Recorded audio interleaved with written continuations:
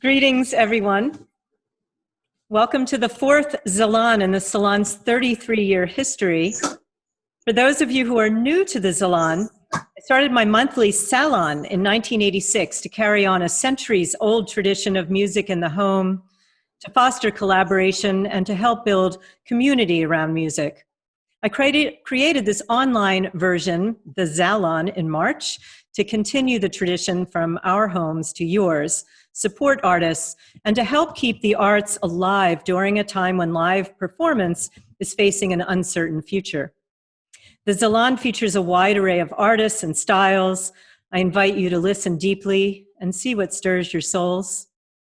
After the Zalon, we'll have a virtual toast, and performers can continue to discuss their work in dialogue with you. You can also ask questions in the chat, and I'll choose a question or two for the performers after their set. A huge thank you to my dear friend Gerardo Rizumni and Crossroads Music, our fiscal sponsor, for setting up PayPal donations collected for the performers, many of whom have not been able to work for months. I encourage you to consider donating. That link is on the Salon invitation, the performers table, and will be periodically posted on the chat. All of the donations go to the performers. Please also check out the performers table where you can learn about other ways to support the artists, their recordings, and what they're up to. Both links will remain up on the table for at least a week. And if you need the links again, feel free to email me. I'd like to take a moment at this time when we face the dire need for racial and social justice in our country to acknowledge the marchers and demonstrators who have shed light on the change that needs to happen now, addressing the truth for all of us that Black lives matter. I believe that the arts can be an avenue for greater inclusivity and social justice, bringing communities together and offering possibilities for wider understanding and empathy. It's a great honor to introduce you to my esteemed colleague and collaborator, master storyteller, narrator, and writer, Charlotte Blake Alston. Charlotte performs all over the world, bringing stories and songs to national and regional festivals, schools, museums, performing arts centers, including performing with the Philadelphia Orchestra and running a family series at Carnegie Hall. I had the privilege of working with Charlotte in 2008 when we collaborated with a group of elders in Camden, hearing their stories, to create a piece commissioned and premiered by the Philadelphia Orchestra with intergenerational and intercultural choirs. The piece, Kabo Omawale, looks to a brighter vision for the children of the future and how elders can pave the way. Charlotte will speak on the piece, read some of the text that she crafted, and will play a 2.5-minute excerpt from the opening and the ending of the work. A huge thank you to the Philadelphia Orchestra for granting permission to use their recording of the world premiere at tonight's Zalon. So now, without further ado, allow me to introduce Charlotte Blake Alston. Thank you, Andrea. And I have to acknowledge that my brother Elliot is here this evening, and we grew up in a household that was filled with music. Andrea may not know this. I don't know if I said it to her or not, but at the time this was, the orchestra approached me with this project, I resisted it because it came at my most densely compacted travel and performance period, and I didn't think I would have any room at all to work on such work. And they said, well, what do you need? Well, you can pick your own composer. So I picked my composer, and that was Andrea, and it turned out to be the best choice that I could have made. So the elders at Senior Center in Camden, New Jersey, this was a collaboration between the orchestra and the Senior Center in Camden, had been involved in this collaboration for 3 years. We came in, Andrea and I, in the third year, the final year.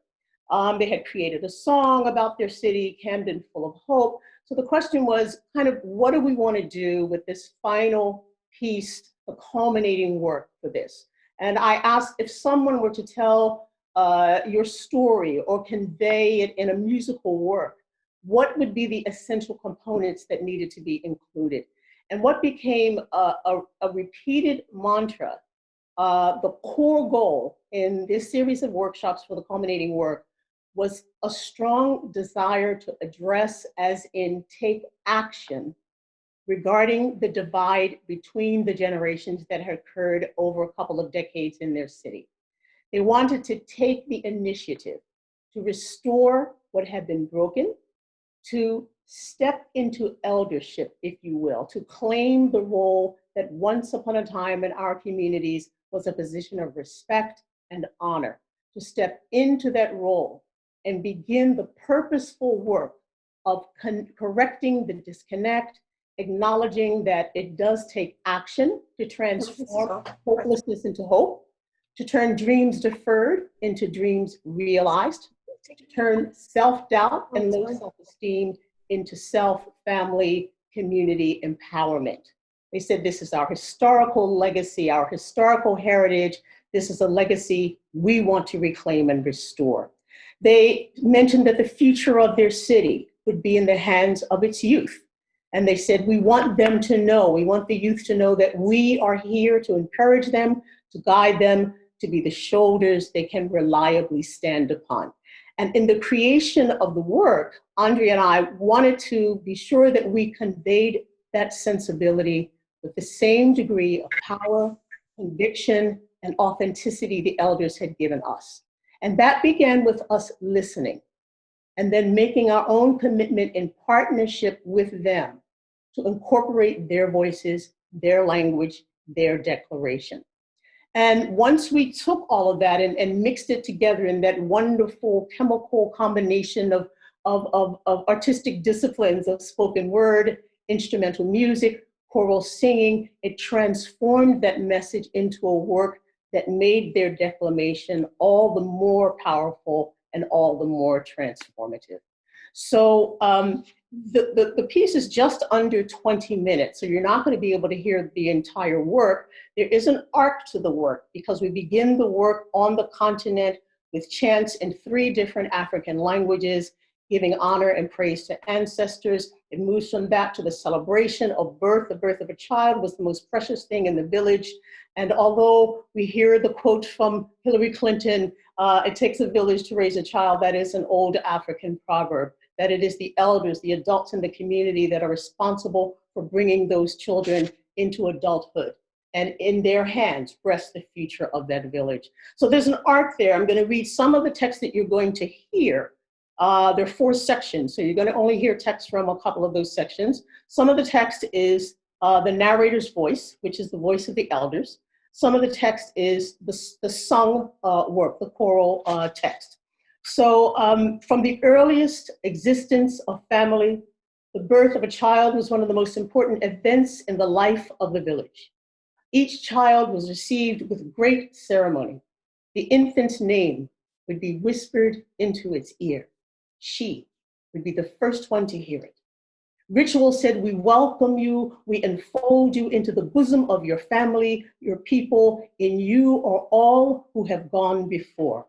And then the chorus comes in with the words, we have been waiting to welcome you home, bearing gifts from ancestors known and unknown. In you lay our hope, in you lay our dreams, in you is our future. Our faith is redeemed, renewed with each sacred life. In you there shines the ancestors' life. We have been waiting to welcome you home. We have been waiting to welcome you. After the section that mentions the transition from rural areas to urban areas, from farm to factory, the closing of those factories, the decline of community and economics in the community, we come towards the end, toward the climax where they're about to make their declaration of their commitment to our youth. A change of time, seasons, landscapes, migration, adaptation, transformation, stagnation, devastation, realization, reclamation, declaration, old ways, forgotten, abandoned, discarded. Wisdom of elders too long disregarded. Vanished the rituals that brought validation. Vanished the ancient songs of celebration. And then there's a call and response with the elder voice, which is the narrator's voice, and the voice of the youth, which is the choral voice. We'll be here to guide you. We'll walk without fear. We'll be here to guide you. The pathway is clear. We'll be here to guide you. We'll set our goals high. We'll be here to guide you. We'll reach for the sky. So hope, dream, believe, press on, strive, thrive, achieve, press on, reclaim, change, create, press on. So here's the excerpt of Kabo Omoale.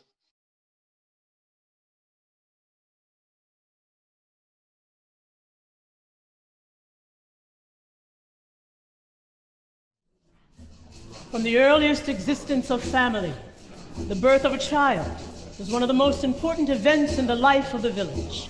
Each child was received with great ceremony. The infant's name would be whispered into her ear. She would be the first one to hear it. Ritual said, "We welcome you. We enfold you into the bosom of your family, your people. In you are all who have gone before."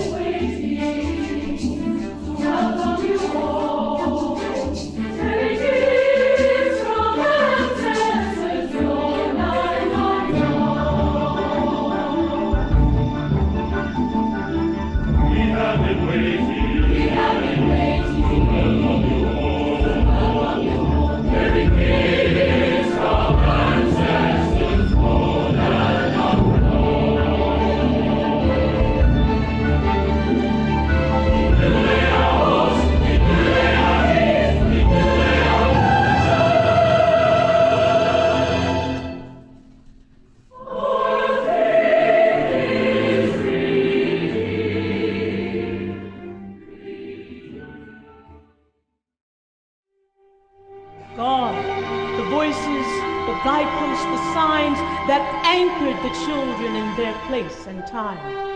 Called into existence in this time and place, we step into the elder space.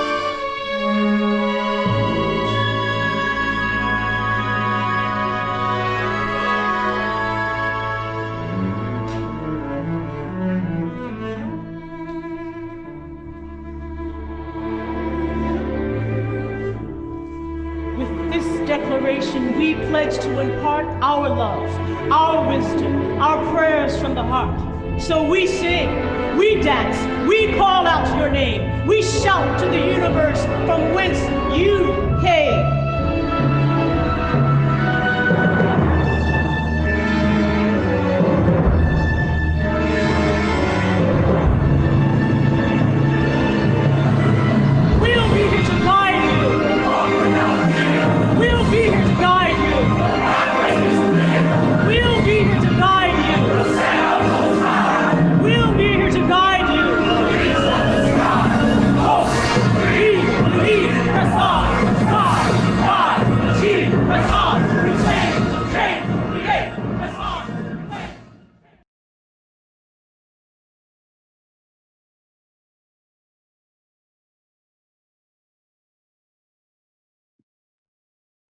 Charlotte, how does that feel to hear our piece again?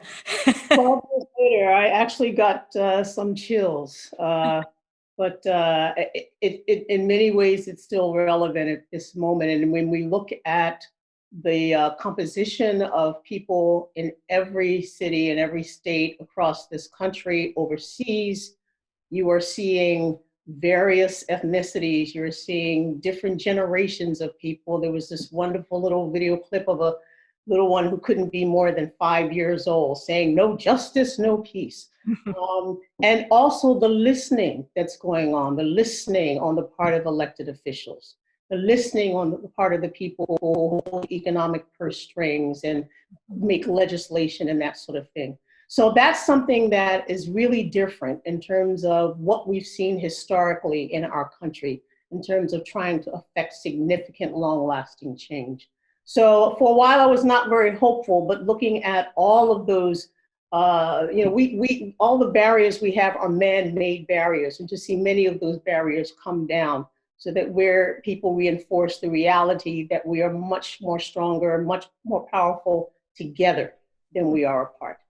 Oh, that's so beautiful, Charlotte. Thank you for that inspiring message. That's Charlotte Blake Alston, internationally renowned storyteller, master writer, librettist, and speaker. And I also want to acknowledge, again, this was the Philadelphia Orchestra in 2008. And Suzette Ortiz is on our Zalon tonight. She directed 2 of the choirs in Camden, New Jersey. Suzette, what a fabulous collaboration it was with you as well. So thank you all for listening to that piece. And I'd like to turn our attention to our next performer, who's a longtime friend, Gloria Justen. Gloria is a composer, violinist, and violist who's known for her dynamic, emotionally charged performances. Her music has been performed by soloists and chamber orchestras in the United States and Europe. A graduate of the Curtis Institute of Music, she's performed and toured with the Philadelphia Orchestra, the San Francisco Symphony, the Philip Glass Ensemble, and was the concert mistress of the Chamber Orchestra of Philadelphia. She's also been a recording session violinist with many pop stars and enjoys collaborating with dancers, visual artists, and spoken word artists. I've enjoyed many collaborations with Gloria. She also premiered and recorded my violin concerto. I'm thrilled to give a warm welcome to Gloria Justen, performing from her home in San Francisco, who will play on a 5-stringed viola using electronics with visual art background by her husband, Greg Habiby. Gloria Justen.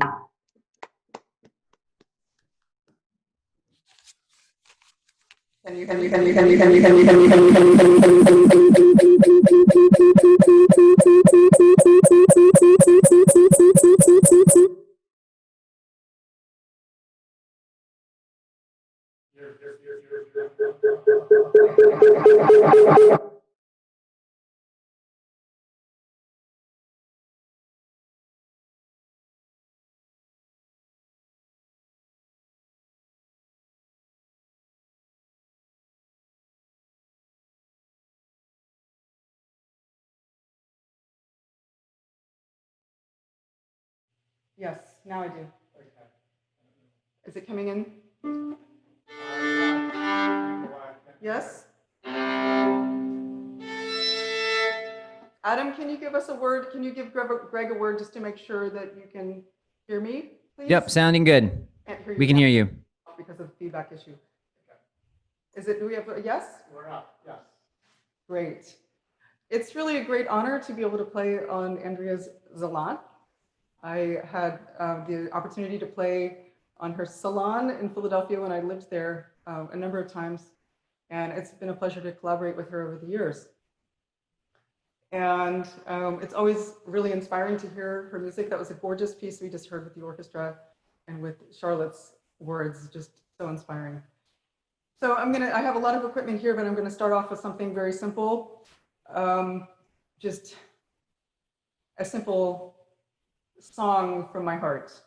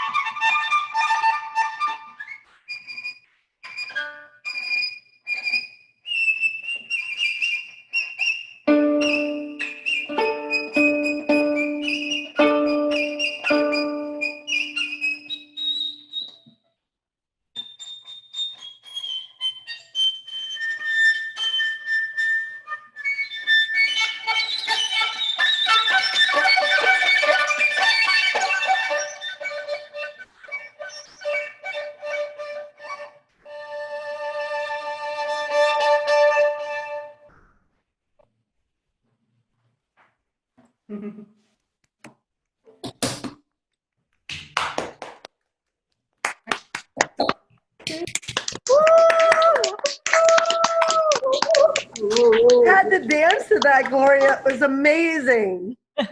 We miss you in Philly. Woo!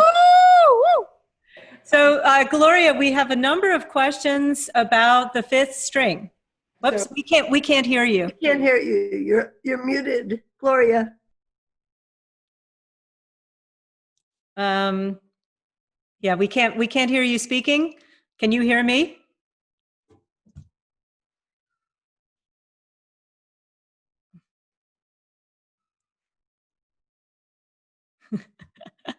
Well, I think we've lost our communication, but I am going to see Gloria. Can you hear me? No, I don't think she can. So Yeah, Andrea, she can't hear anyway. Greg I think they might have lost their talkback mic with the feedback issues. okay. All right, so we'll circle around to Gloria at the end of the program. I know there are a lot of questions about the function of the fifth string on her viola. That was just an incredible performance. Gloria Justen, thank you so much. So, so many people remember Gloria from her days in Philadelphia, and we have another former Philadelphian who we miss very much as well, Bet Williams. Longtime friend, a longtime favorite on the singer-songwriter Americana music scene, a longtime favorite at the Zalon, who left the US over 10 years ago to tour extensively in Europe. Now she's back and living in New York City, where she and her neighbors have been holding social distance sing-ins on their stoops and rooftops. With a 4-octave range, Bet creates huge soundscapes with her voice and acoustic guitar that reach beyond the boundaries of folk, blues, world music, or rock. Bet has appeared on stages with artists such as Taj Mahal, Joan Osborne, Herbie Hancock, Arlo Guthrie, and Lucinda Williams. I'm so excited to welcome Bet back to the Salon, and the first time to the virtual stage, the Zalon. Let's give it up for Bet Williams, who's performing on the road on her way back to New York City. Bet Williams. Thank you. So happy to be here. This is, I haven't done this before, but it's a real honor to be here. I'll start out with a song that's called Green Grass. I'm stopped off in Woodstock on my way back to the city, and it's definitely peace, love, and understanding up here. This is called Green Grass, and it's not a song about marijuana, but a song about how we think the grass is always greener. This is for my son, who's 16 and writing a lot of beats, so this inspired me.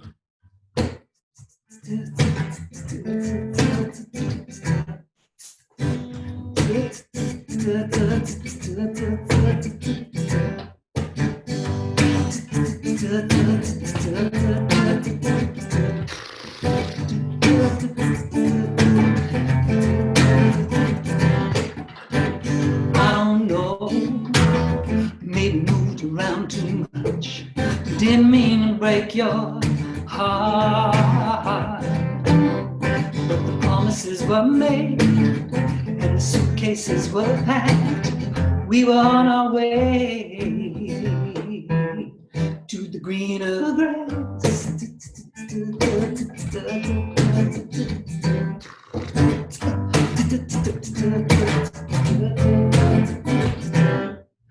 I feel your rhythm, I feel your soul, I suddenly feel your pain. The bassline is shifting, syncopated underneath. The yellow bird in the window there, I see why you go away.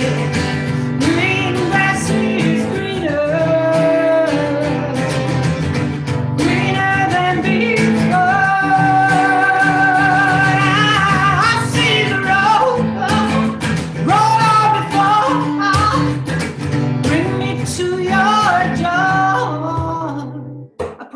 A new life.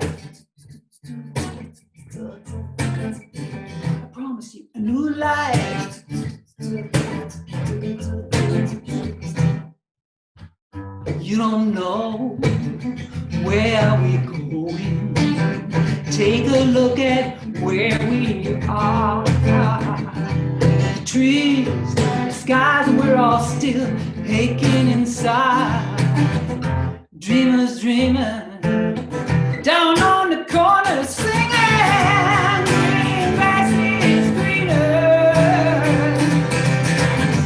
greener than before. I see the road roll on before. Bring me to your door.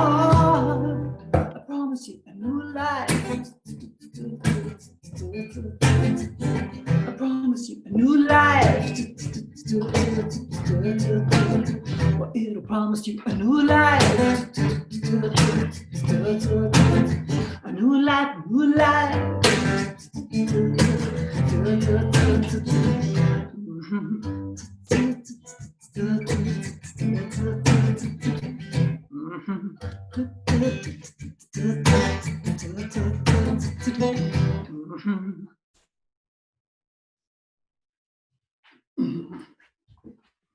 That's green grass. Woo! Thank you so much. So bad. Woohoo! So I've been traveling a lot, and then I came back to New York City. I live in Harlem,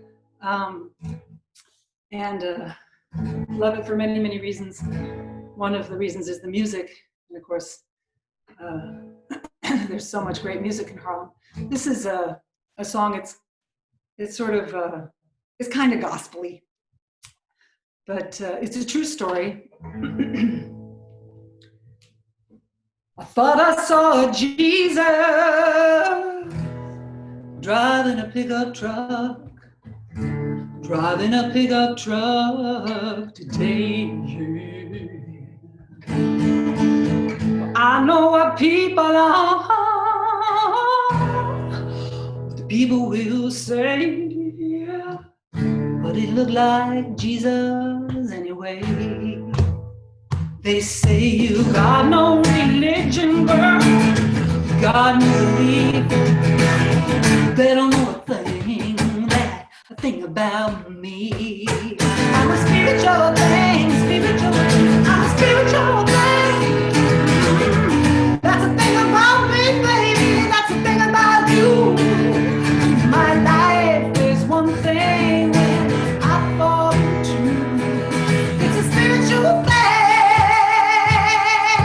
pulls me through. Maybe it's Buddha or Muhammad for you. Maybe you got Krishna in there fighting for you too, but I see a light shining on through you. Come on, talk about it, shout about it if you feel it too. Say what? I'm a spiritual thing, I'm a spiritual. That's you guys.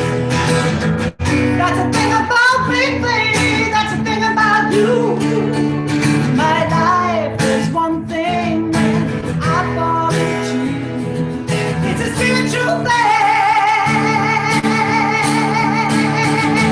I'm a spiritual thing. It's a spiritual thing. It's a spiritual thing. We're all spiritual things in my life. There's one thing that I fall into. It's a spiritual thing. Pulls me through. I thought I saw Jesus driving a pickup truck today.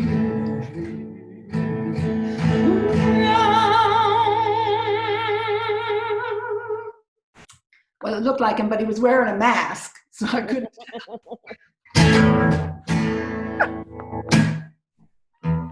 That's spiritual.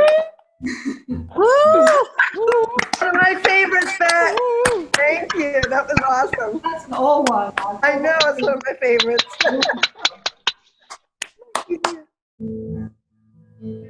Well, I thought I would end my little set with this song. It's called A Little Party, but the title maybe isn't exactly the right title for it. It was written initially for some friends who were living in Syria and during a lot of the horrible things that were happening there and bombing, and they left with their children, locked their doors behind them, and just left. Didn't know if they'd be going back, and of course many people have not gone back to Syria. And they would tell their kids that there was just some fireworks, and they'd try to tell them everything was okay.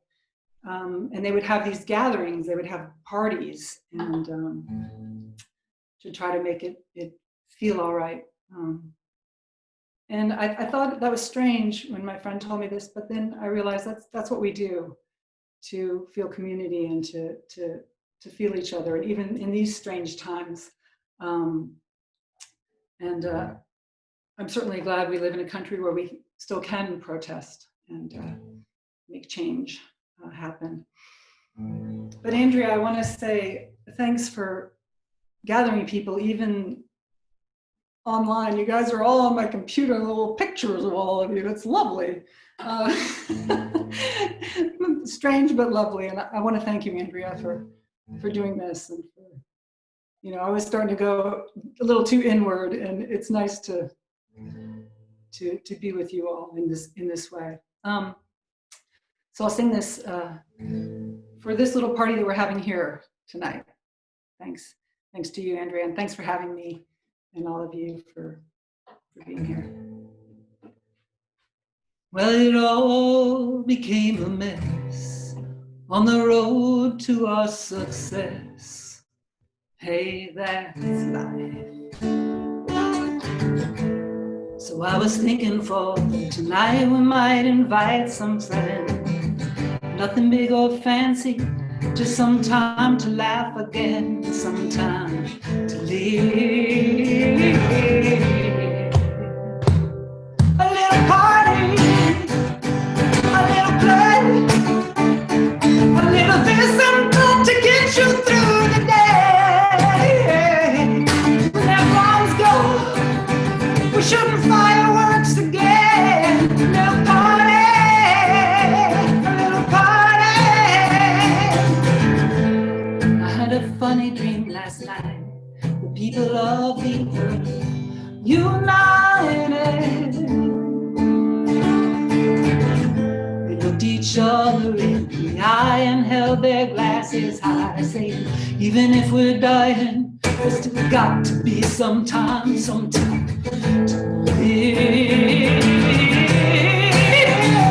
So a little party, a little play, a little this and that to get you through the day.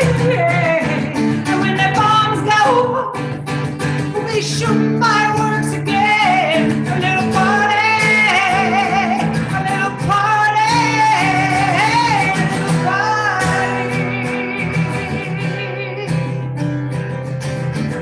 Here's where the screaming electric guitar solo is. The band.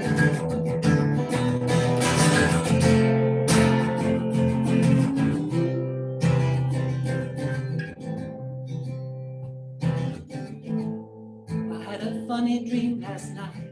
The people of the earth united.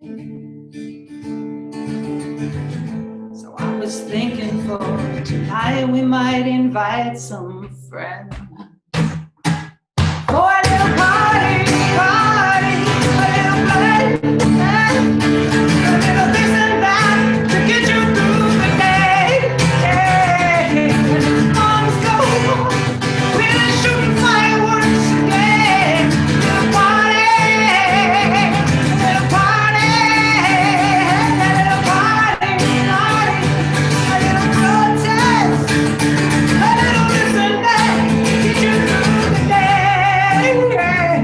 And when the bombs go, we'll be shooting fireworks again.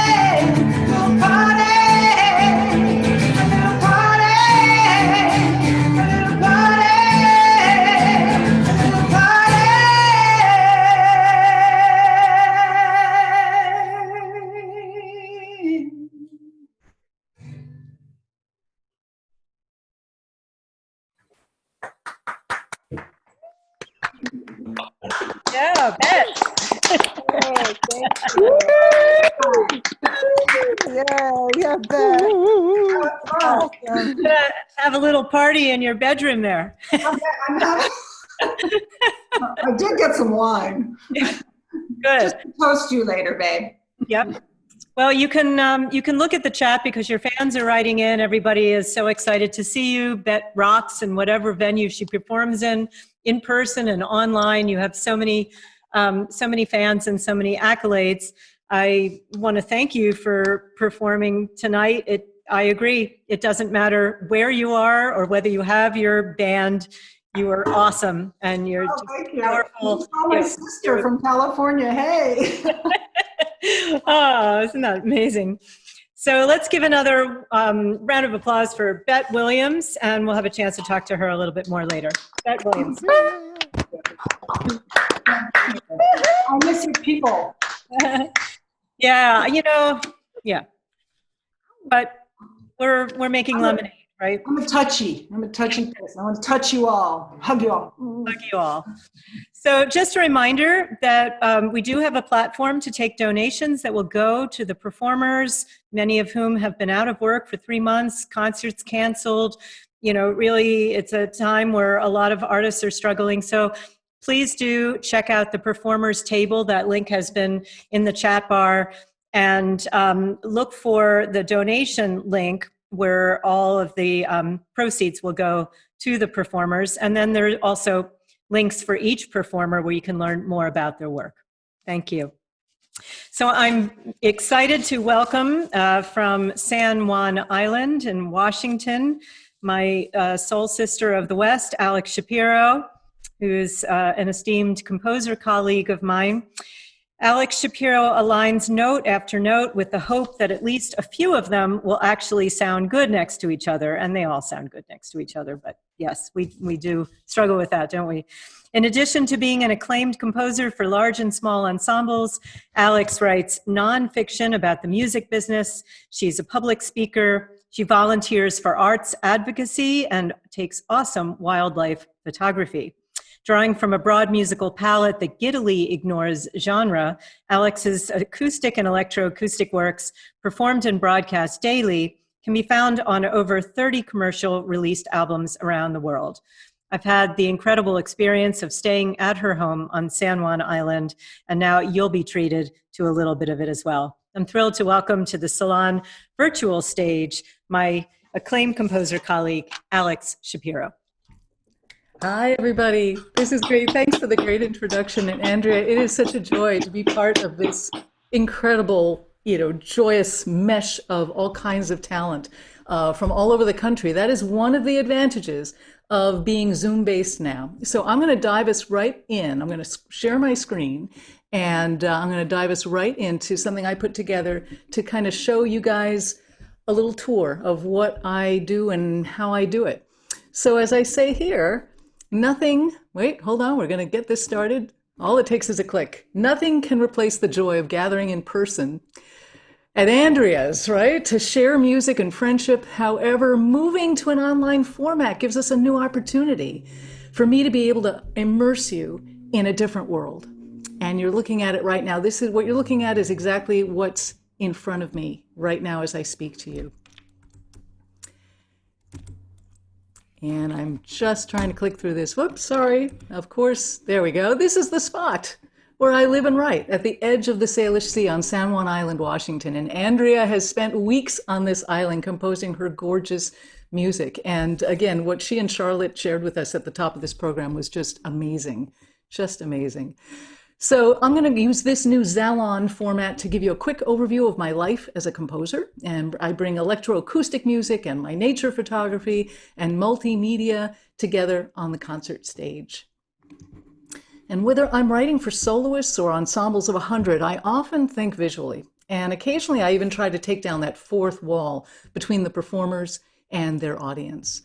My musical focus over the past decade has been in creating electroacoustic works, some for beauty, some as vehicles for activist messages, and some just for pure silliness. And instead of playing you just one piece, I thought I'd share 3 short, diverse excerpts that demonstrate this. So here's where I'm sitting right now, and I love seamlessly melding the sound of music. Whoops, sorry, here we go. Zoom has its own mind. Seamlessly melding the sound of musicians with the textures and frequencies I create in my studio that are unlike anything the instruments could sound like. The live and the recorded elements are equal partners in the piece. The audio is composed at the same time as the accompaniment track I produce, which plays throughout the piece. My wildlife photography has won a few awards, and sometimes I love pairing my music with it to connect people with the planet. And given these stressful times, I thought, and Andrea thought it was a good idea too, I was going to start out with something very calming and just a short excerpt of a duet called Water Voyages, electroacoustic piece.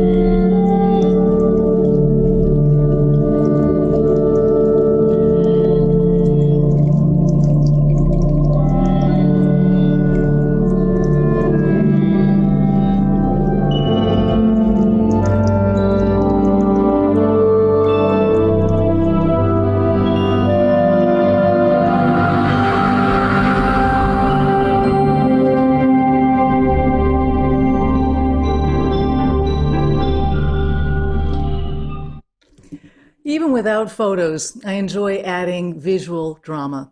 And sometimes my topics are quite serious, such as the continued abuse of women around the world who are brutalized, brutalized and murdered, there we go, brutalized and murdered by men, and governments. While awaiting her fate in the Tower of London in 1536, Anne Boleyn penned the madrigal, "O Death, Rock Me Asleep."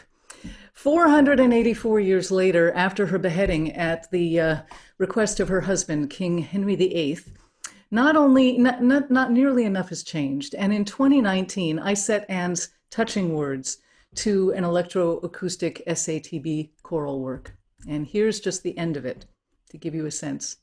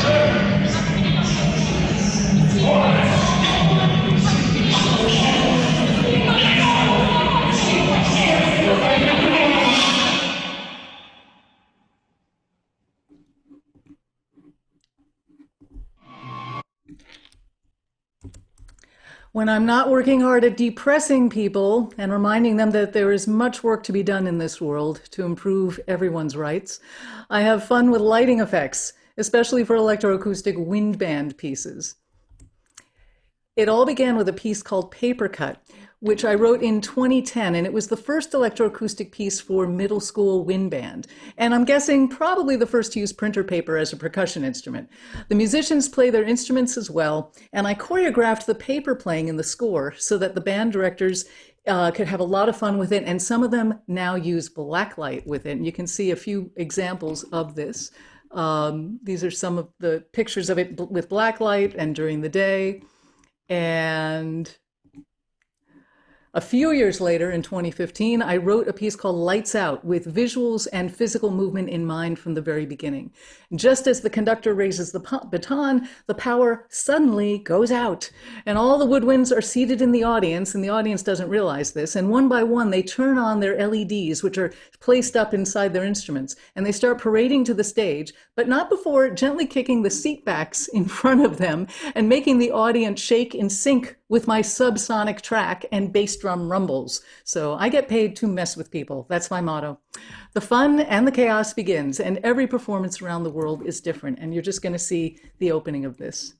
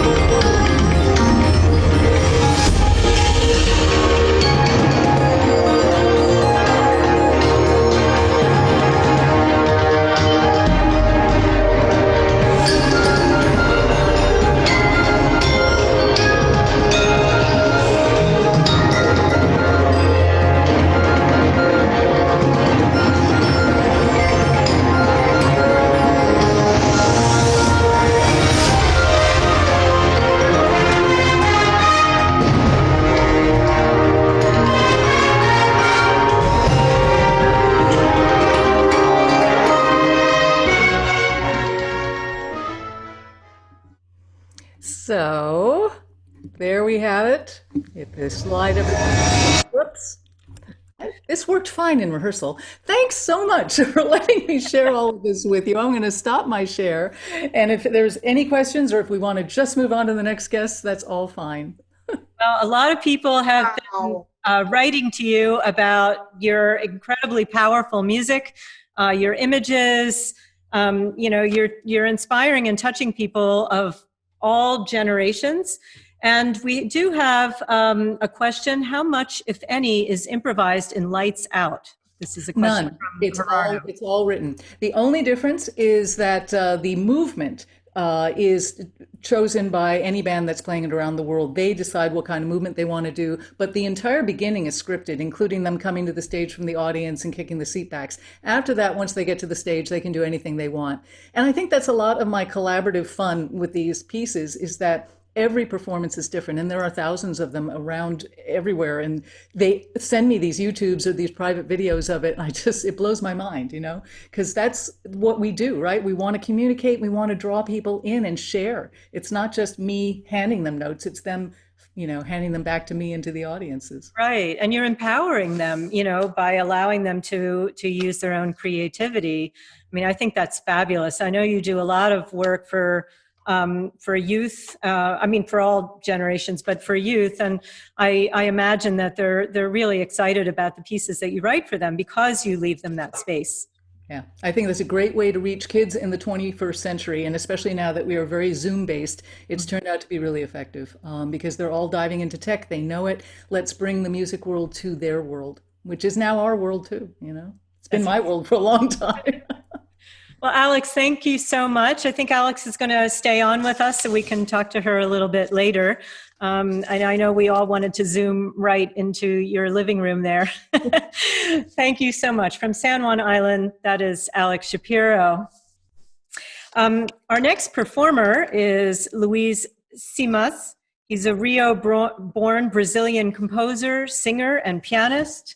Luis has been living in New York since 1989. He's led original groups and festivals and clubs in the US, in Europe, and in Brazil at major venues including Birdland, Weil Recital Hall, the Metropolitan Room, and the Iridium in New York, and the Philharmonia Hall in Odessa. His repertoire includes his own original tunes and improvisations, as well as his arrangements of music by major Brazilian composers. Luis will play two pieces from his latest CD, Transparencies, Low Flying Arrow, and Julia. I'm delighted to welcome to the Zalon's virtual stage, Luis Simas, performing from his home in Manhattan. Let's give him a warm welcome. Thank you, Andrea. Hi, so happy to be here, part of the Zalon.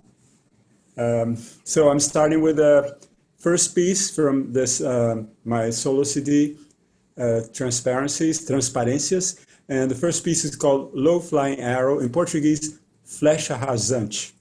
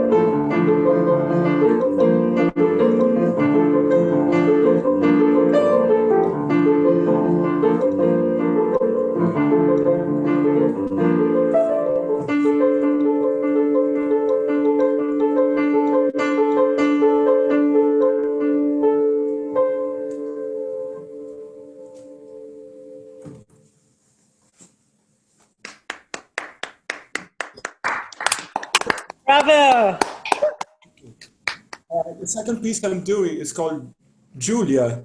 In Portuguese, we pronounce it Julia, and it's the name of one of my daughters.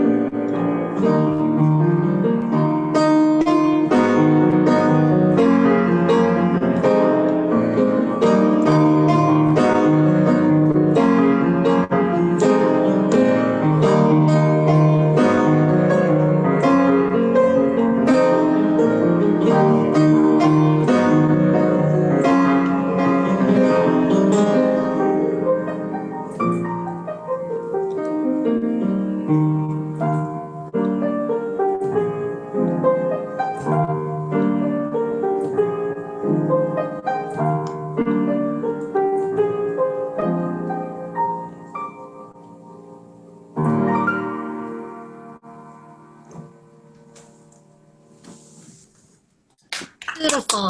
Thank you so much. Yay. Bravo. That is a lot. Thank you, Andrea, for doing this. This is amazing. It's just wonderful to have you. And those pieces were beautiful. People have said they're mesmerizing. We have some Brazilian audience members who are enjoying this very much. Joel asks whether this resembles Eric Satie. And I hear the waltz of the gymnopédie. I'm just curious also what your musical influences are. Well, Brazilian music in general, some classical music, especially Ravel. I'm a big Ravel fan. And jazz, but mostly a lot of Brazilian music. I played rock too, way in the 70s. I was part of the rock band. So progressive rock, yes. So all of that. Yeah. Well, it's just beautiful, and it's wonderful to hear you again. I know that you're also doing live concerts from your home. Are those on Facebook? Yeah, every Sunday. Actually, I did one today. Ah, Really live. They are YouTube premiere. They're recorded, but with a live comments. So I'll give you the information. yes, please send it to everybody on the chat so they can follow you and listen to your concerts. Thank you, Luis. Thank you, Andrea. Our next performer is Mary Beechner. She's an award-winning classical meets pop composer with the music superpowers of perfect pitch and synesthesia. Called a musical genius by CBS News and invited to Harvard University's prestigious neuroscience lab to be studied for her brain's unusual wiring, Mary creates richly colored compositions that delight classical enthusiasts and indie pop rockers alike. Mary is currently composing an opera inspired by the life of Marie Antoinette. Excerpts from the opera received their piano vocal premiere during a sold-out preview concert at Central Square Theatre in Cambridge in 2018, and a full-length semi-stage reading will follow in 2020-21 season. Mary's thrilled to return to the Salon, and let's give some love for Mary Beechner, performing from her home in Boston.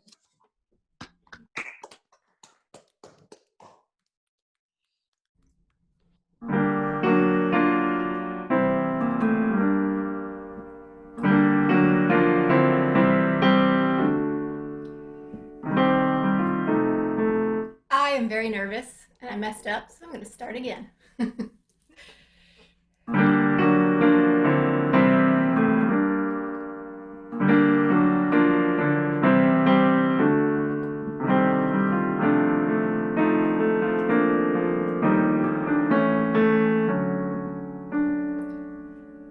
My guarding plug I have not kept, or faded and forsaken. I weep as I have never wept. I weep as I have never wept. Oh, it was summer when I slept. It's winter now I waken.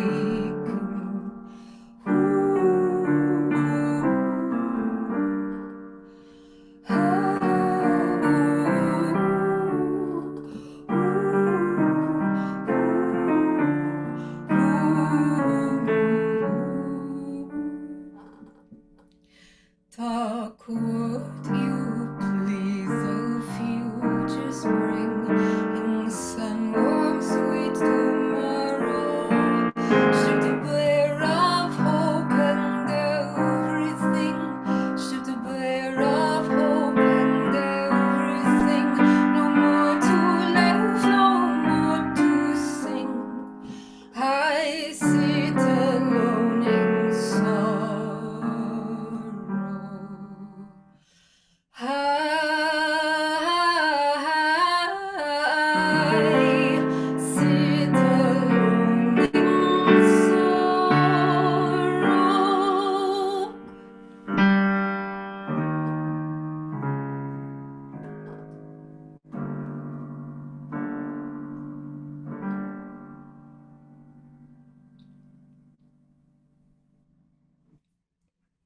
Cool.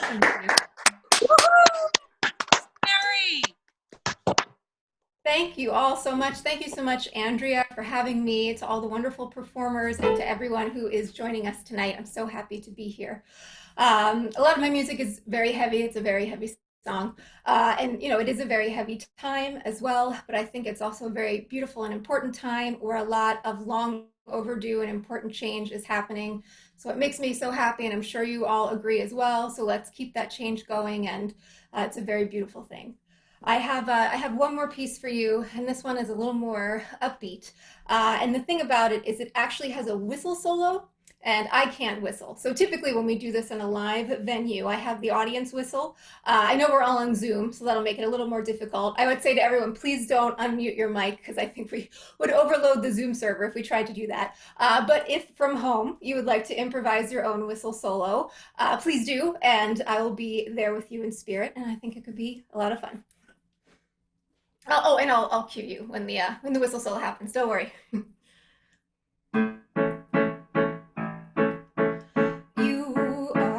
unpredictable life, an inexplicable sense of worry when you leave me. Sometimes things are perfectly lovely, then a short moment later, my dear, you disappear. Don't say I am overreacting or pretend it's not happening. Can't you consent to level with me? This is unforgivable. Must life seem unlivable? Set my mind at ease. Okay, and whistle solo here if you are interested in joining me. I can't hear you, but I know it's great.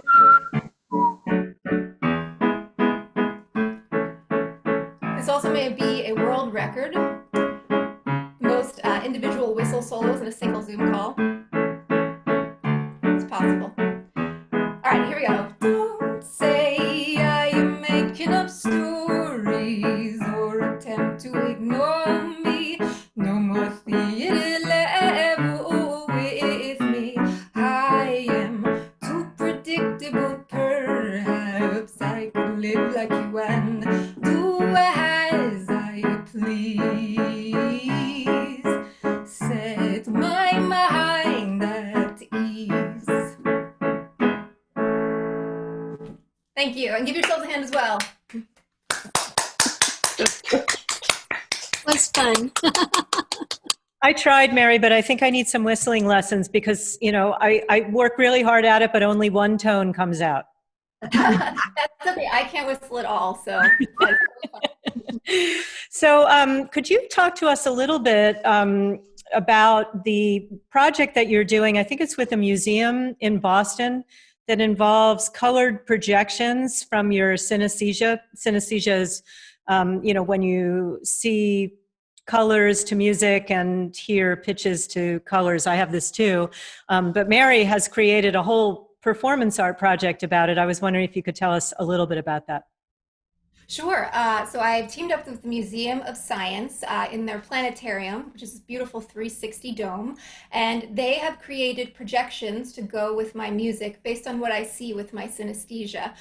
So for me, F is purple, C is yellow. So they take a few of my pieces and create these beautiful visuals that are kind of what I see in my mind's eye in real time when I perform. So it's really fun to get to share that with the audience and have it outside of my brain and, like, you know, share it with everyone. It sounds like a really immersive experience. Will that be documented so we can see it online? Yes, so actually if you are around on Thursday, this Thursday, June 18th at 7:30 p.m. Through the Museum of Science, there's going to be a stream available of 5 of the pieces, and you'll be able to watch them from home and use your mouse to kind of click around the digital space and see the full dome version of the visuals. Very cool. Now, I don't know how you get purple to F, because for me, F is orange, but, you know, we'll talk about it someday.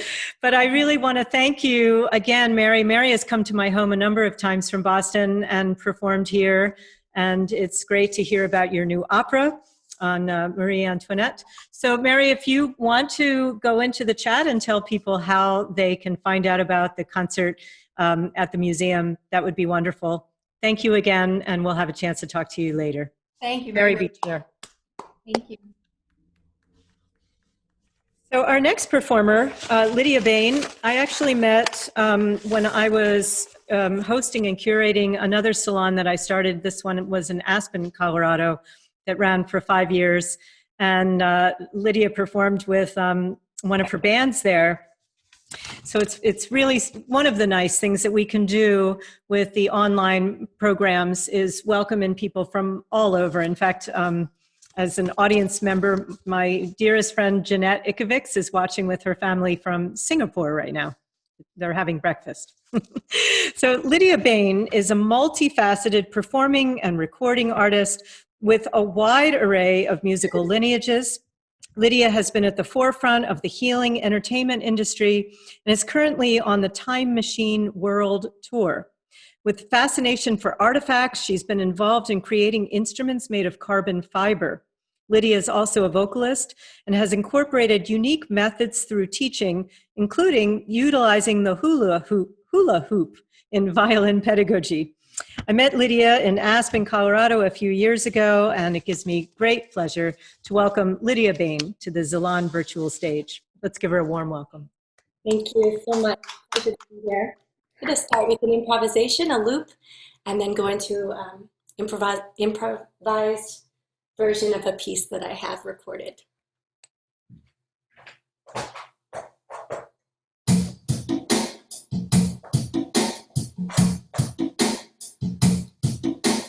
Authenticity, synchronicity.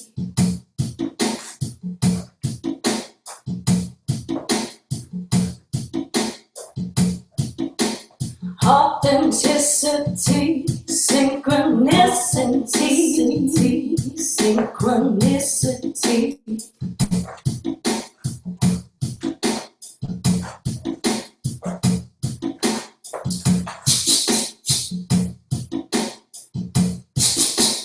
Authenticity, synchronicity.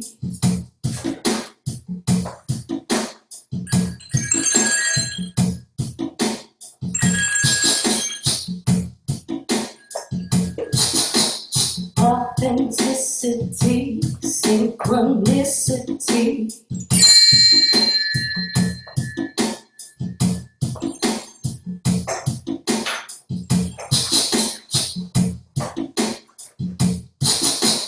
Authenticity, synchronicity. Authenticity, synchronicity. Authenticity, synchronicity.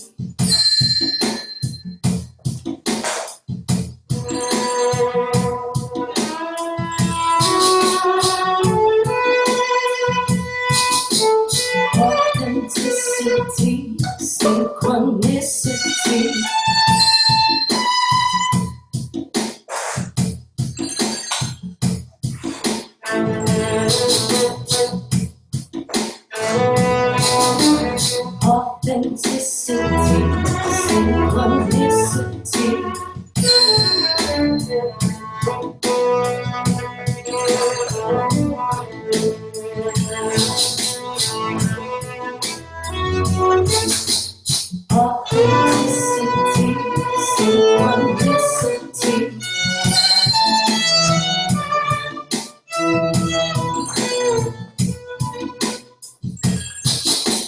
Here we are with the sound. Here we are with the light that goes around.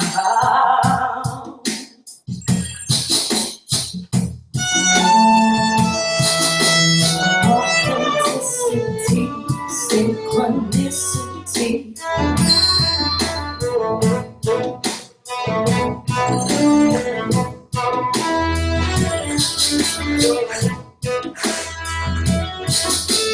Authenticity, synchronicity.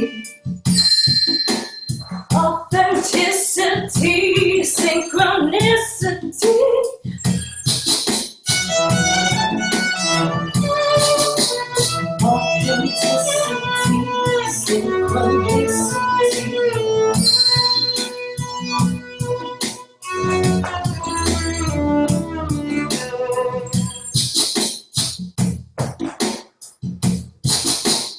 Authenticity, synchronicity.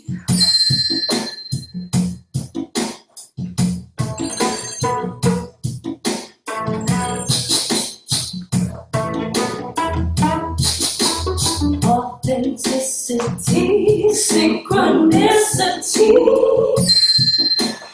Authenticity is who we are to be. Authenticity, synchronicity. Breathe, breathe, see. Breathe, breathe, see.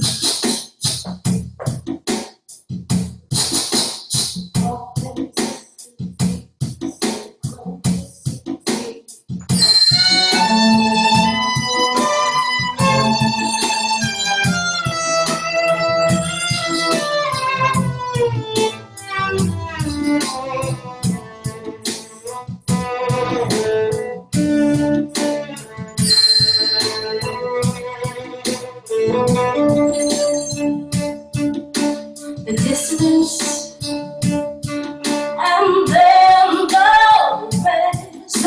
resolution.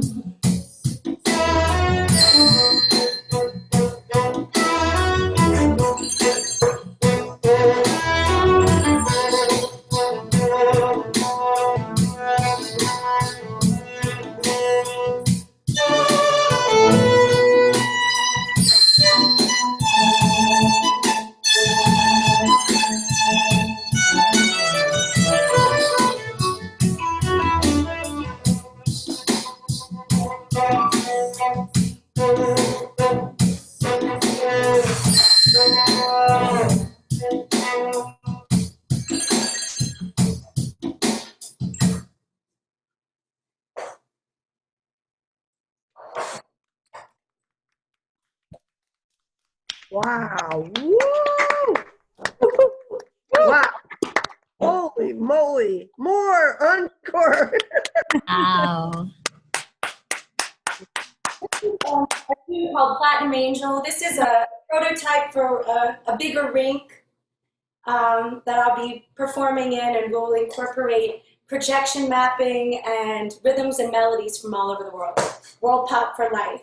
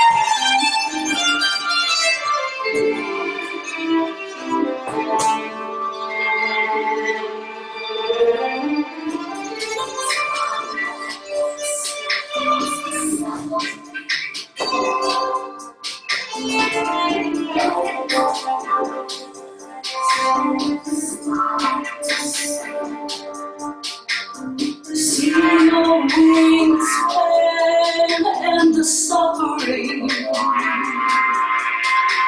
See your wings spread as the offering.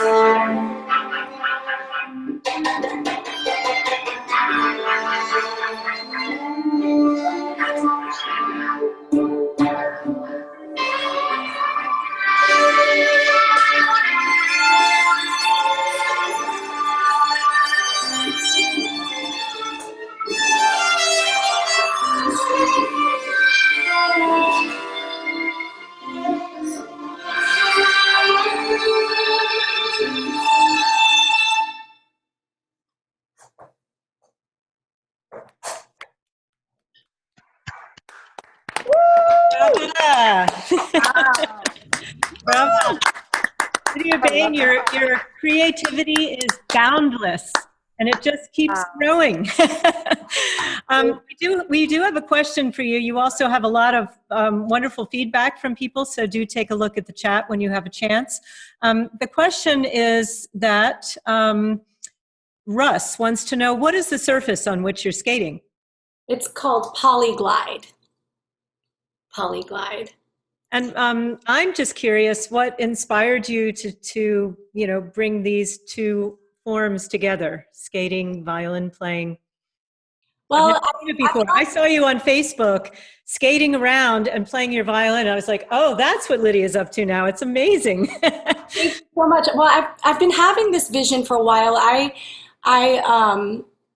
actually, when I was a child, we had 100 days of practice. And when I completed my 100 days, the prize was an ice skating party for the whole studio. My mom had a music school in Brooklyn, New York with the Brooklyn Children's Ensemble and Borum Hill Talent Education, and that was our prize. So I think that there's some cognitive relation to incentive. The more I practice, the more I can skate. And so I started out before quarantine with this polymer, and with the world pop, I just want to see what we incorporate here.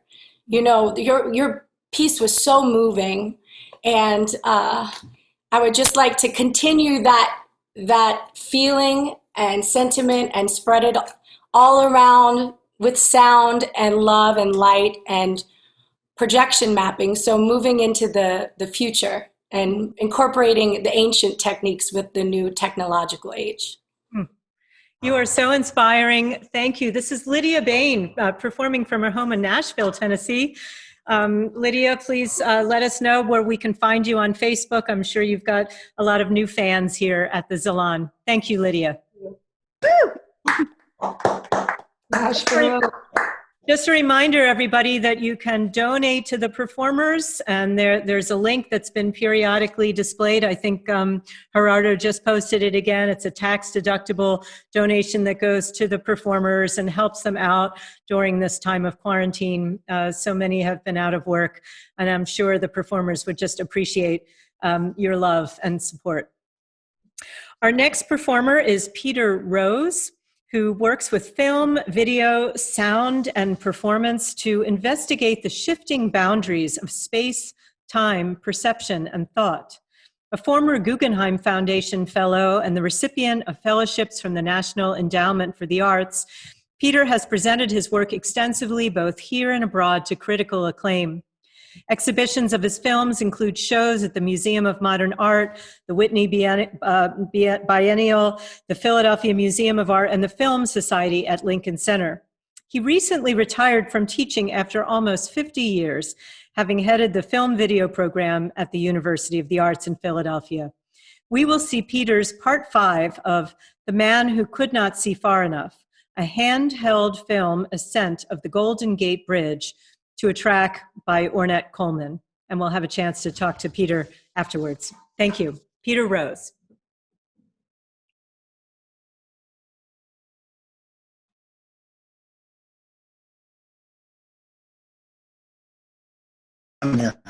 Okay, fine. Okay, first a technical note. As you've probably seen, Zoom's a little sketchy when it comes to video. So I'm going to very strongly suggest that you go to Vimeo and you look up ESORP, E-S-O-R-P, it's my name backwards, and you'll find a piece there, and it tends to play a little more smoothly. If you go there, you'll also be able to see my latest piece, which is called Trump Talks Back, and it is a rather savage deconstruction of our leader's diction, syntax, and gesture. It's about 2 minutes long. Okay, so there's a context for the piece that you're going to see. I grew up on the North Shore of Long Island in Queens, New York, and we moved there when they started to build the Throgs Neck Bridge. And that bridge became this incredibly important part of my landscape. It became a kind of totem for me. And when I took walks, I'd end up going down there. I found it to be an immensely impressive structure. And when I was about 16, a friend and I figured out how to climb the bridge from the ground up to the top of the tower. And it was a profoundly overwhelming experience, to say the least. And over the next maybe 15 years, I ended up climbing most of the other bridges in New York. It became sort of my urban exploration phase. I did this at night. I did this without permission. And then in the late 70s, I began working on this film called The Man Who Could Not See Far Enough, which was very much about space, light, vision. And I wanted to conclude the film with some grand performative gesture that involved crossing from one place to another. And I thought, hey, why not try the Golden Gate Bridge? Seemed like a rather extraordinary ambition, but through a series of fluky meetings, I managed to get permission, and I flew out there and shot the film. Now, a couple of things. What you see has intervals of black in it. That is not a malfunction. That has a certain purpose to it, which I can explain later. And the reason I'm showing it in this context is because of the soundtrack. It's a soundtrack by Ornette Coleman, the great jazz musician Ornette Coleman. It's an orchestral piece called Skies of America. And I paid royalties. I got permission to use it. But I determined that the piece really worked more adequately for the image if I doubled it over itself with a one measure delay. So I turned it into a kind of canon. And I wasn't sure whether I was really allowed to do this. I mean, I had paid the royalties, and can you mess with somebody's track? I didn't know. So I had a screening at the Museum of Modern Art, and Ornette Coleman was in attendance. Caused me a little bit of anxiety, I must say. And afterwards he came up to me and he said, I see what this film's about. I said, yeah, what's this film about? He said, it's about the open. And that was the most extraordinarily beautifully synoptic, poetic description of this film I've ever heard. So I present now Golden Gate and the open. Take it away, Adam.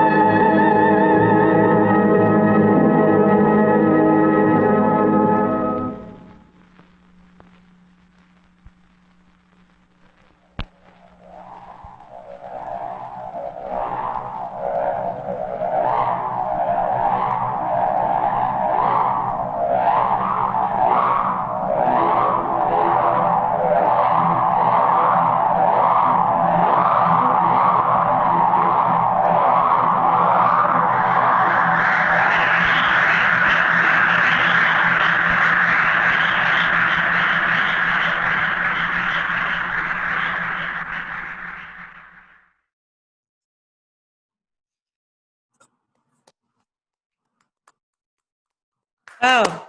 Peter Rose. Bravo. Woo! Unthinkable, remarkable. Wow.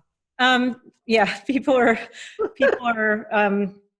blown away. And I wanted to address one of the questions from Ann Stokes Huckberg to you, Peter. Is what you're walking on at all flat? It doesn't look like it, and I'm sure it's not easy. It's slightly rounded. Can you hear me? Slightly rounded. Yeah. But daunting nevertheless. Yeah. It's just an awesome, brilliant film. Can you just talk a little bit about your experience? I know you get your inspiration from all different facets of life. How did you think about this concept first, or did it come from the act of doing? Can you talk a little bit about your process? Well, as I said, I had been infatuated by bridges for much of my early life, and I thought that I would try and make this gesture of crossing over. The whole film was about looking at things in the distance, and I wanted to do something which brought you from here to there, right? And originally I was just going to go up the first tower, and the weather was bad, and I realized that that would have made it about conquest, and I didn't want it to be about conquest. I wanted it to be about crossing over. And there's, I think, an interesting point about the last shot. I wanted, it's all point of view, it's all subjective. Somebody asked, I had a shoulder-mounted body brace. I had the camera, on this brace. I was holding on to these wires, for my life. I wasn't about to be aiming the camera in different directions. I had it on a little tripod so I could aim it without actually touching it. But I wanted the last shot to have the figure as far away as possible. My model was Bruegel's Fall of Icarus, if you know that painting. It shows this huge landscape, and you look in vain for Icarus, and the only thing you can see is a little foot sticking out of the water. It's a wonderful painting. So I wanted the figure to be on the edge of visibility. So I had a guy on the Marin side shooting it, and unfortunately we shot it with a wide lens, and it was so wide that you couldn't see the figure. So I hired a bridge worker and a cameraman 6 months later and reshot that last shot with a slightly longer lens so that you could just barely see the figure. So it's the ultimate long shot, one might argue. Thank you, Peter. It's just fascinating and mind-blowing. And I love the, just thinking about this idea of crossing over, however you want to interpret that in your life, as a threshold, or as, knowing what's come before, but know what's coming next. It's a kind of rite of passage in a way. So thank you very much for that. Yeah.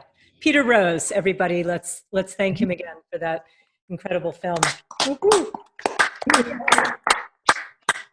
So, certainly last but certainly not least is harpist Gloria Galante, who's performed worldwide in the genres of jazz, classical, Latin, African, and pop. I asked her to close the evening because she has a world premiere of a new piece, and pardon my French here, Style de verrouillage, quarantine, pandémie, manifestation contre, and solidarity, from her home in Philadelphia. She is a recipient of the 2019 Jazz Legacy Award, Gloria's principal harpist with the Moog-endorsed Divine Hand Ensemble. She's also performed with renowned artists including Cecil Bridgewater, Jose Feliciano, Diana Ross, Frank Sinatra, and many Philly jazz notables. Gloria is the founder and director of the Wells School of Music harp program at Westchester University. She also directs the Westchester University Harp Ensemble and Community Harp Ensemble. Gloria is committed to using the harp as healing. She is a certified music practitioner and an advisor for the Music for Healing and Transition program. Let's give our warmest welcome to harpist and healer Gloria Galante. Thank you so much, Andrea, and thank you, everyone. I'd like to thank Adam and all the sound technicians, and also my husband, Fred Vandenberg, for his technical help.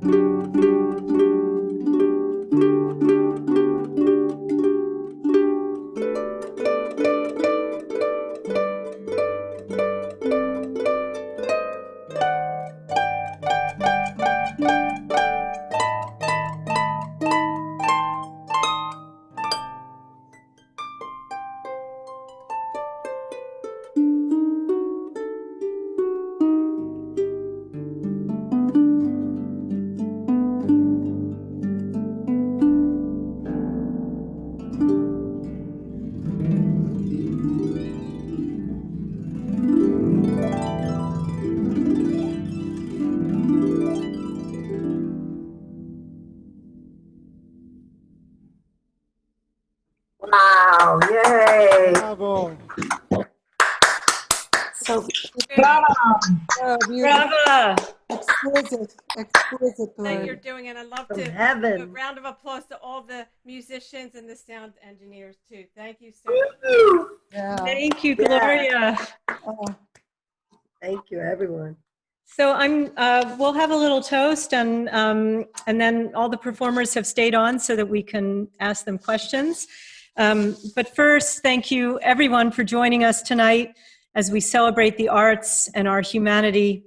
Please make sure to check out the performers table, which will remain up, that has the donation link for the performers. It's also in the chat, and the other ways that you can support the artists. There will be a public live stream broadcast of tonight's program next Sunday, June 21st. Actually, a public rebroadcast, June 21st at 2 p.m. Eastern Time, and it will remain up for a few days, so you can watch this again or share it with your friends. Performers, I am incredibly touched and moved for that your artistic offerings have come from such an authentic place to respond to Lydia's piece this evening. They have been such a gift to all of us, offering us honesty, passion, beauty, depth, what we're grappling with, searching, sensitivity, just remarkable evening. And engineers, Adam Vidiksis, Andrew Litz, and Jonah Pfluger, I can't thank you enough for your time in working behind the scenes, not only doing that, but also coaching each performer the week prior on their best sound and video. There's a lot that goes on behind the scenes, so I really want to thank them too. So let's show the performers and engineers one more round of applause, all of our love and appreciation. Everybody, thank you. Thank you, Andrea. So now, please get your bottles, your drink of choice. We're going to have a toast. Everybody, find something to toast with. We love this part. Is it her birthday? So we toast at the end of every Zalon. This time we're toasting to health, to art, to community, to social and racial justice. Cheers to everybody. So feel free, we can go to the gallery view if you like. We've got all the performers up.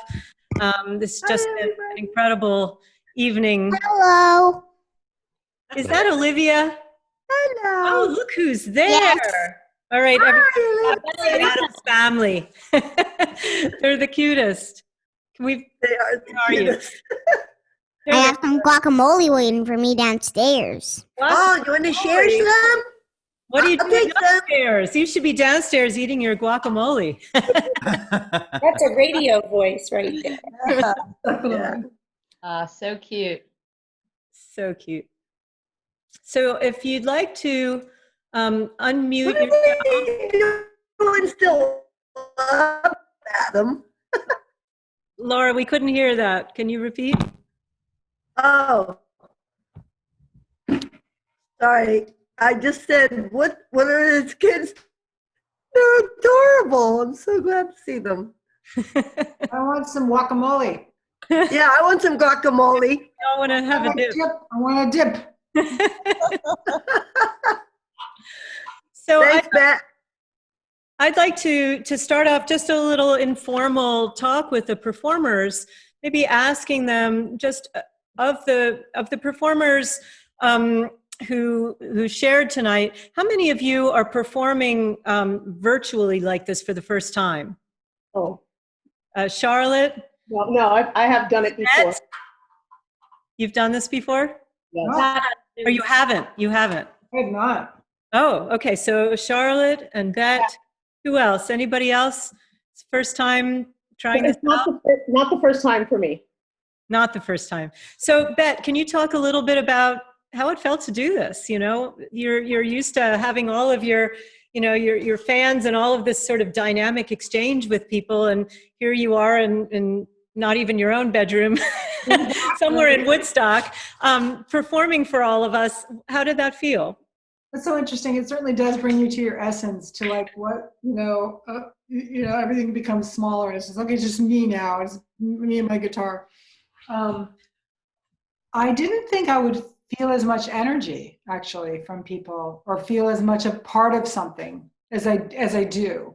And as I continue to listen on. I mean, I think it's easier for us to kind of go, oh, I'm going to go get my chips, or like, I'm going to go, I'll go to the bathroom, whatever. So it's not as focused as, a performance that would have that really intense energy where you really are connecting with people and looking in their eyes. Because I can't look in anyone's eyes. But, and that's something that I think is really important. And, but the energy felt really good and much better than I expect, not better, but much. I felt more energy from people than I expected, and certainly was great to hear everyone. I loved hearing the performers talk about their work. I think it's so much more interesting to hear more about why people do what they do. But in general, though, it was weird. It's a little weird. Yeah, I mean, I'm used to having people here that I can, and I miss it filling up my living room and doing the show here in solitude, but not in solitude. I mean, it's a palpable feeling knowing that you're all there. I can really feel everybody's attention. Yeah, we're all closer. We are closer. We can really see. Yeah. Is that Phyllis? Yeah. Like that's one thing about Zoom, is that you can actually like really get closer to the performer, and the performer you can kind of look into people's eyes. Except that it's not lined up. So if I look in her eyes, she. Right.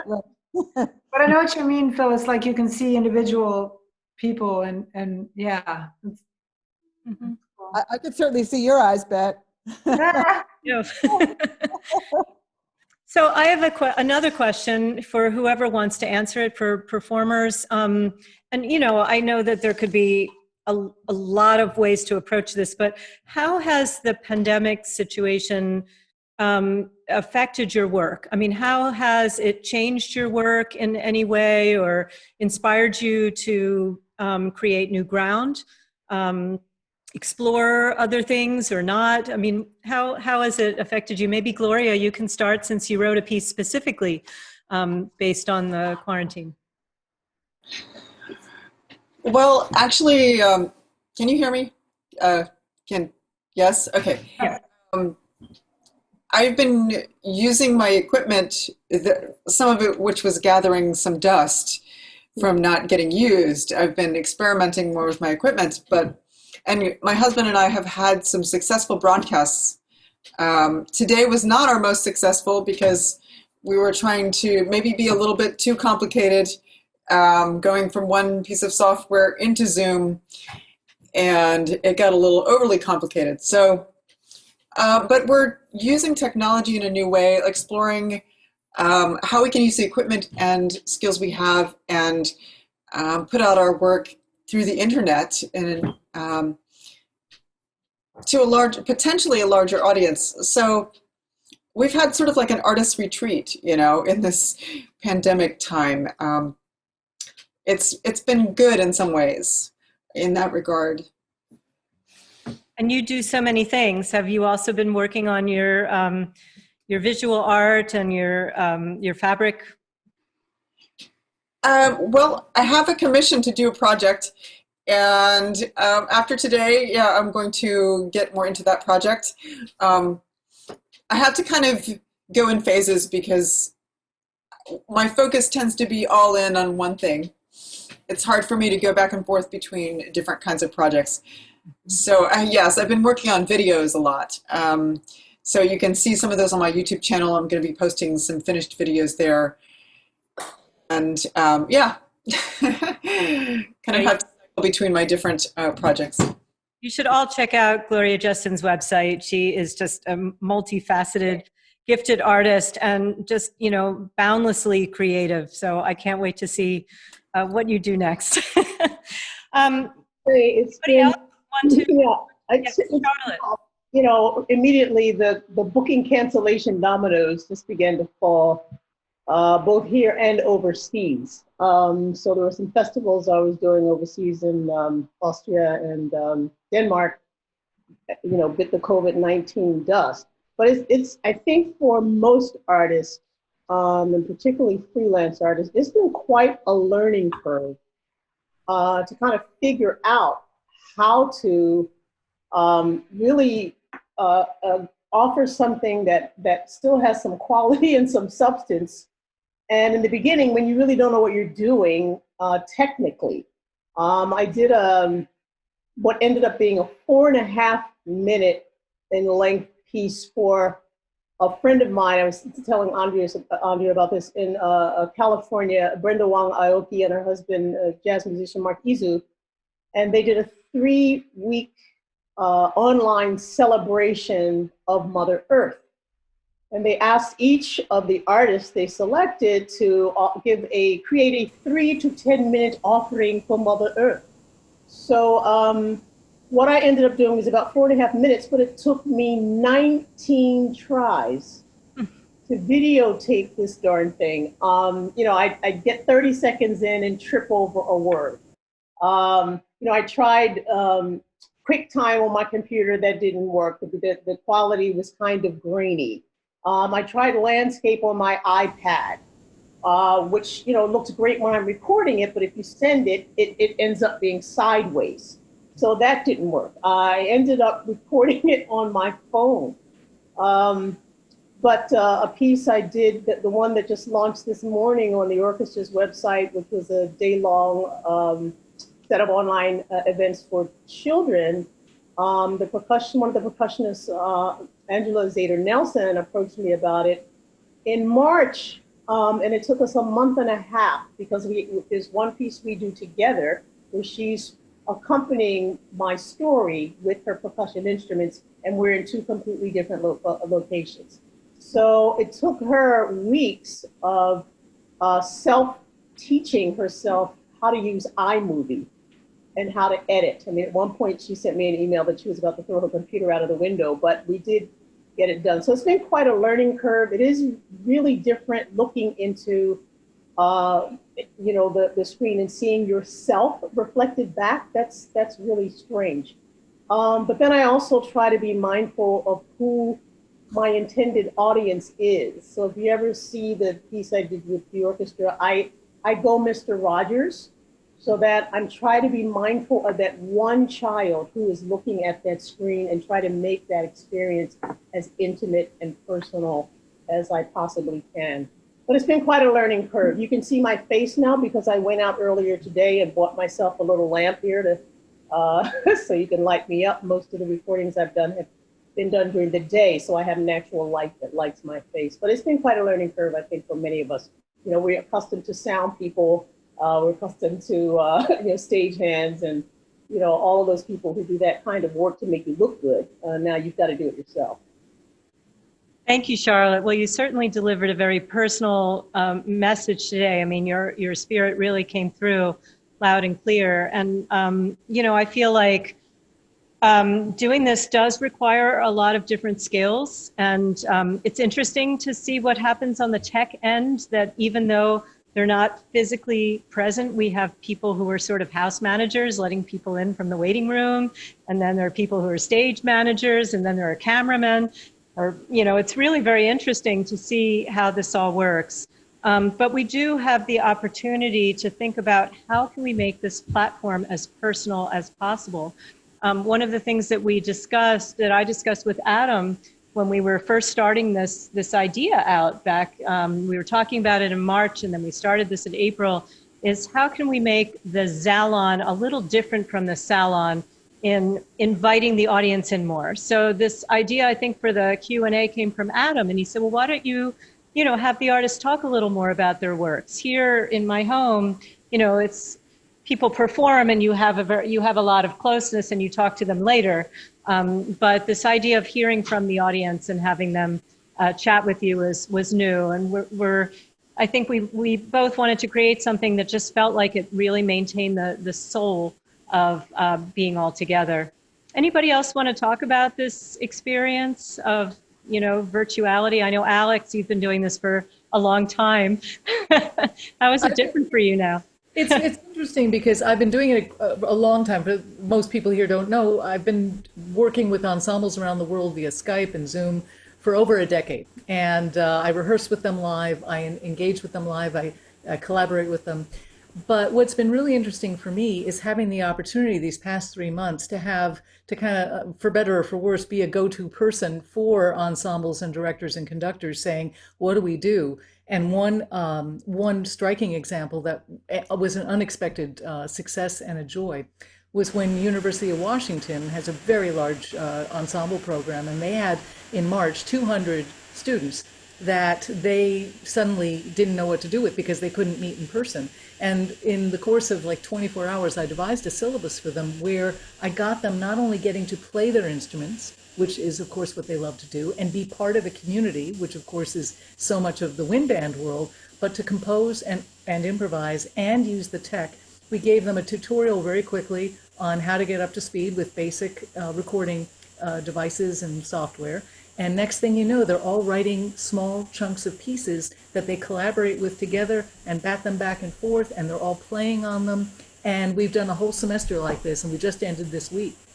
And I think the message is for all of us that, and this has been painful in the beginning especially, the message is don't try to make the tech reflect what we used to do in person. And you, Andrea, have bounced back unbelievably quickly by going right into the Zalon from the salon, which is a very pheromonally wonderful experience with everybody in your living room. But we have to kind of let go of our expectations of what we want to have happen in real life and in real time, because we don't have what is called synchronous audio. You know, we can't play together, unfortunately. Real time yet. It is coming, but we can't do it yet. So instead, use the web and use these tools for what they do best. And somebody said earlier about the immediacy. I call it a digital immediacy.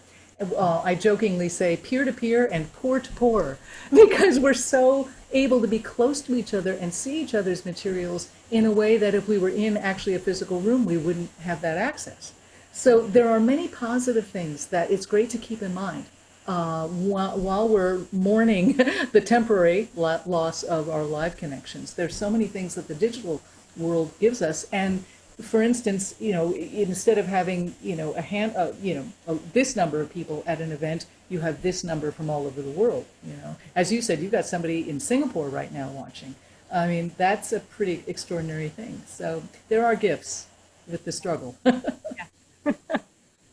Would anybody else like to comment on that? Yes, Gloria Galante. It's hard to, I think you need to unmute yourself.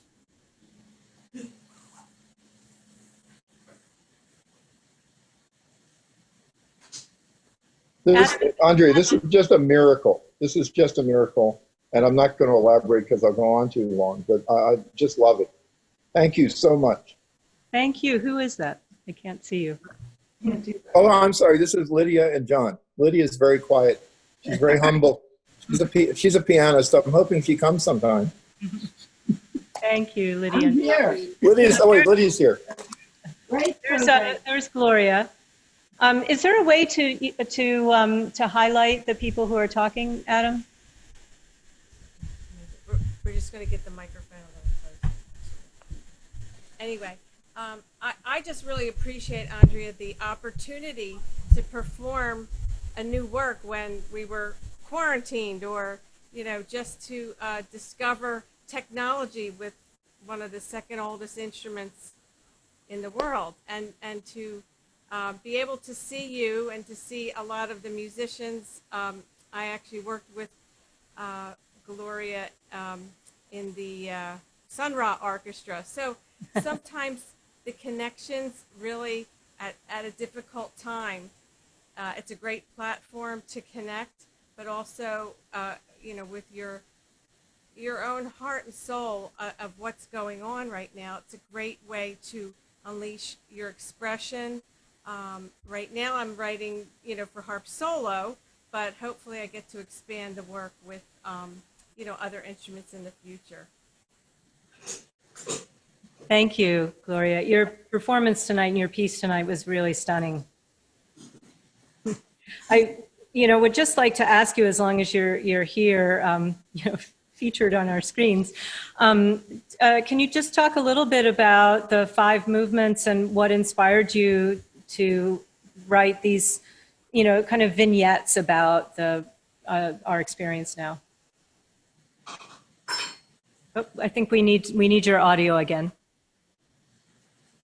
Now, after that, can we get a lullaby from her? That was Dawn, can you hear me now? Can you Now hear we me can. now? Yeah. So the whole piece was significant in that it took 8 minutes and 46 seconds. And to break down the 4 movements, the piece is written in French, but it means lockdown style suite. So then I just took what was really going on and tried to find a melody that would sing rich tones in the beginning, which was the quarantine, and it felt like we were in that forever. And some places probably felt more alone than ever too. Mm-hmm. And then the second, the pandemic, just, of the people, the frontline workers, and all the people that are going through, the tough time and being with the different ones affected by the virus. The next one was about the protests, and it gave me an opportunity to work with a looper. Normally the harp is an acoustic instrument, and I really think the sound effects, really you could do a lot more with it using the different types of sounds that I could get from the looper. That's great. Yeah.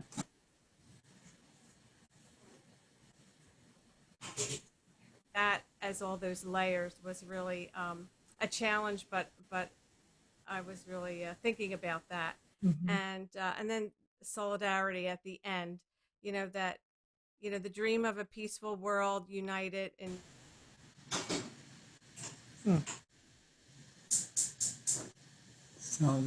Your audio is cutting out, Gloria. So I just want to say that I think it was just the perfect prayer of an ending for us. That you went through the tensions and what you're grappling with, but that you ended in this beautiful prayer for hope. Thank you. Yes. Thank you.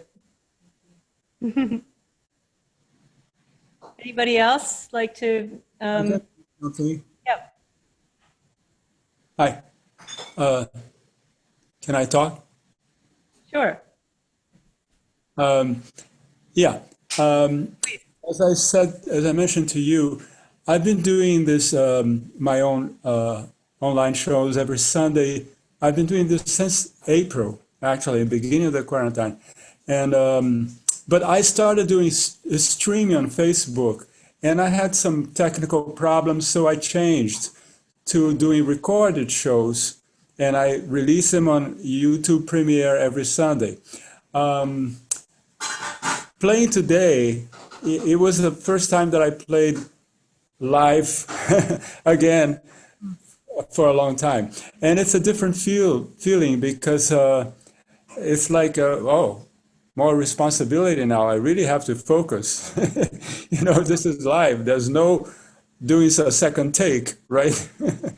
So it was a good feeling because you feel that you really have to concentrate and do it really well first take. That's right. Good experience again. I love those screens in your background. Oh. Yeah. I don't know if they're hand painted or not. That's gorgeous. I don't know who painted it because I think we got it in the New York trash. No, my wife says no. Where did we get it? Diana, set designer. Oh no, it was from a set designer. I'm sorry. We get a lot of stuff from the trash, so. You could have your own opera there. It's beautiful, and your music, Louise, tonight was just transporting. Oh, thank you. Thank you so much. I hope to have you back here again in my living room too. Thank you. Thank you. Anybody else want to say hello? Can I ask an unrelated Zalon question? Hi, Elliot. Hi, can I ask a question unrelated to the Zalon? Absolutely. It's for Gloria Justen, if she's still with us. I've always wondered what your experience was of the Burning Man. I saw you perform there, and I wondered what your experience was of that. Okay. Burning Man is a very unique experience and very intense. The whole aesthetic is that you are gifting whatever you bring to the playa, the desert, the event. So people get very creative and they contribute their creativity to the event, and there's no money given for that. It's not like a commercial enterprise at all. So really it's like a blank slate. And I brought my instruments. Last time I went was in 2017, and I brought my 5-string electric viola. Right. But it's very difficult to perform there, actually, because of all the dust, the heat, I wondered that. Pardon me? I wondered that. Yeah, so physically and emotionally, it is very challenging. But I think it's like a dream, like you can find anything there. People come across an artistic thing happening, and it's magical. So, yeah, actually, the last year I went there, I participated in a symphony orchestra, and we performed the full Rite of Spring by Stravinsky with a whole troupe of modern dancers. Yeah. And that was amazing. I mean, it was the most exciting Rite of Spring I have ever played. And, some people were playing like a plastic trombone or, their bad violin or whatever. But it didn't matter because there was this excitement in the air of creating something. And 10,000 people showed up on their bicycles from all over the desert. The encampment, they came in just these swarms. And actually not all of them could get close enough to really hear the performance. But anyway, it was electric. It was very difficult. We were setting up in a dust storm. And our dress rehearsal became the performance because people were there early and they, and then anyway. So it's an exciting place. It's also kind of challenging. Videos? Do you have videos of that? There's a video online, yes, of that performance. The group, or the Burning Man group, called Art House, Haus.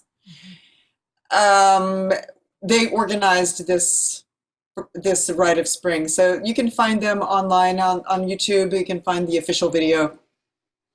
I think what's difficult is that Burning Man is trying to create a new cultural idea that is based around gifting. It's not based around commercial exchange. So you come back to what they call the default world, and it's commercial exchange, and musicians and artists are trying to find ways to sell their art, when essentially art is not commercial. Art is a gift we give to others.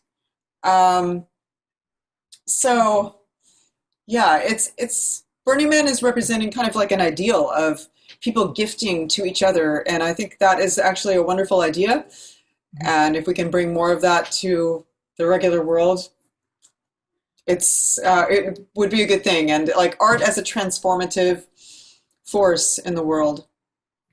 There's a book, The Gift. You've probably read it. I wonder if that, inspired it somehow philosophically. Gloria, before you go, there were a number of questions actually about the 5th string on your viola. And is it the highest string, the lowest string? Can you talk a little bit about that? Well, my instrument, I bought it online without even trying it. But I've, grown to love it. It's the size of a viola, and it has an violin E string on the top, which is a long E string. So yeah, it can play deeper tones. It can play acoustically, or it has a pickup in the soundpost. So it enabled you to get a lot of those high notes, that sort of unearthly section of your piece at the very end. Yes, I can play in violin register without any strain, you know? Yeah. So it's an electric viola. It's actually an acoustic viola, which has a pickup embedded in the sound post, which is inside the instrument. Thank you. Thank you, Gloria. Feel free, performers, the chat is still up. Feel free to write about your upcoming performances. Everybody, you can check the performers table to find out more about the artists as well. But do, let us know about what you have upcoming so we can follow your work. We should probably go in a few minutes because we've all been hanging out here for a few hours, but is there anybody else who'd like to ask a question of the performers? I just want to say thank you to all the performers. I felt moved in many ways. And I wanted to say to Peter, especially the crossing the bridge, I felt the physical sensation, and thank you for taking us across. So thank you to everybody. Thank you, Brigitte. There was something, Peter, I felt in that too. We're all in this place of uncertainty. And so crossing that bridge in some ways for me felt so familiar.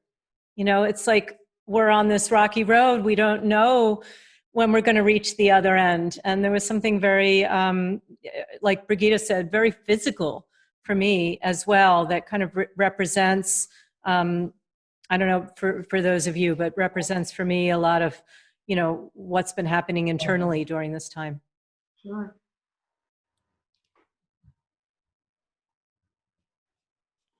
So I think unless we have any further questions, I would love to, I'll just end with one little note, and that is somebody asked me, I think it was Balin, asked me to talk about my new commission, and I'm very excited about it. So I'll just give it a little plug, and you can look up more on my Facebook page or my website. I was just awarded a commission with support from the NEA and also support from New Music America to write a large-scale cantata to the text of Ellen Frankel, and with unique custom-built instruments by David Contact for the Mendelssohn Club, based on artificial intelligence and what is human in the robot and what is organic in the machine.